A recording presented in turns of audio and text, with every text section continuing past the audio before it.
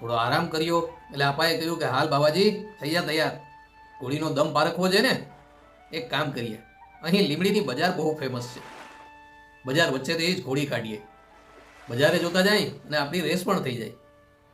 બંને અસવાર બજાર તરફ આવ્યા. ત્યાં આપાની નજર એક દુકાન પર પડી. દુકાન પાસે ઘોડીને ઊભી કરી. દુકાનમાં એક 12-13 વર્ષનો છોકરો હતો. ગળામાં સોનાનો હાર પહેર્યો હતો, કાંડું બાંધેલું હતું, એટલે કે ટૂંક સમયમાં જ તેના લગ્ન હશે.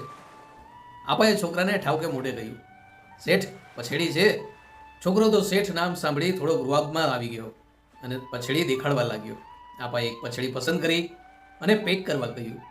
છોકરાએ પેક કરી પોતાની દુકાનના ઉંબરેથી જ ઊભો આપે છે ત્યાં તો પલકવારમાં આપાએ એ છોકરાને પકડીને પોતાની લખી પર બેસાડી દીધો. બાવાજી પણ અવાચક થઈ ગયો કે આપાએ આ શું કર્યું, અને આપો કહે, ભાગ બાવાજી, હવે મજા આવશે ઘોડીને પારખવાની. બાવાજી કહે, આપા આ તો તે ભારે કરી, નગર શેઠનો દીકરો, વરી વરરાજો.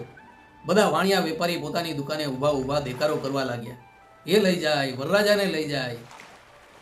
ત્યાં તો સમાચાર લીમડીના રાજ દરબાર સુધી પહોંચી ગયા અને પલકવારમાં એક સાથે 500 અસવારો પીછો કરવા લાગ્યા.